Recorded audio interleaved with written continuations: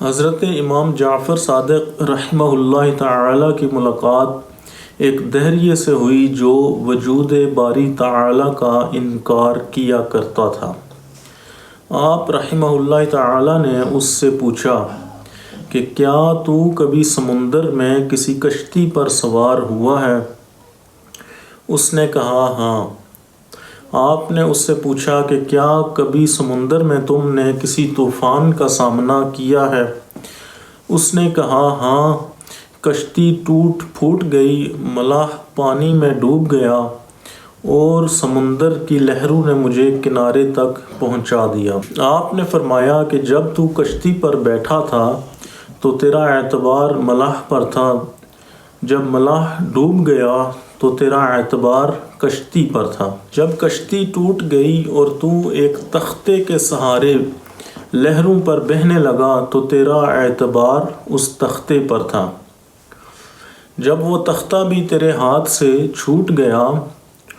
اور تو طوفانی لہروں پر ادھر ادھر بہنے لگا، اور اس وقت تو سمندر کی ان طوفانوں کے رحم و کرم پر تھا، قریب تھا کہ وہ تجھے غرق کر دیتیں۔ اس وقت تیرا کیا خیال تھا کہ یہ لہریں تجھے غرق کر دیں گی یا تیرے دل میں امید کی کوئی کرن باقی تھی؟ دہریہ کہنے لگا کہ اس وقت بھی میرے دل میں کہیں نہ کہیں یہ امید باقی تھی کہ شاید میں بچ نکلوں۔ حضرت امام جعفر صادق رحمہ اللہ تعالی نے اس سے دریافت فرمایا کہ جب ظاہری طور پر تمام مادی سہارے تمہارے ہاتھ سے نکل چکے تھے تو اس وقت تجھے کس ذات سے امید تھی کہ وہ تجھے ان طوفانی لہروں سے صحیح سلامت بچا کر کنارے پر لے آئے گی؟ دہریہ اس سوال کے جواب میں خاموش رہا۔ آپ رحمہ اللہ تعالی نے فرمایا جس وقت کوئی ظاہری اور مادی سہارا باقی نہ رہے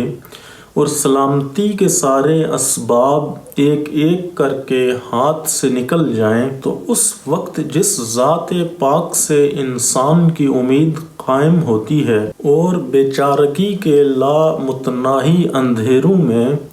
جس ذات پاک سے امید کی کرن وابستہ ہوتی ہے، وہی تیرا اور اس سارے جہان کا پروردگار ہے۔ اسی نے تجھ کو غرق ہونے سے بچا لیا۔ یہ اسی کی شان ہے کہ جب انسان چاروں طرف سے مایوسیوں میں گھر جاتا ہے اور اسے امید کی کوئی کرن نظر نہیں آتی اور وہ سمجھتا ہے کہ اپنی پریشانیوں اور مصیبتوں میں عنقریب وہ ختم ہو جائے گا، اور اسی وقت رب تعالی غیب سے ایسے اسباب پیدا فرما دیتا ہے کہ انسان ان تمام مصائب اور مشکلات سے صحیح سلامت باہر نکل آتا ہے۔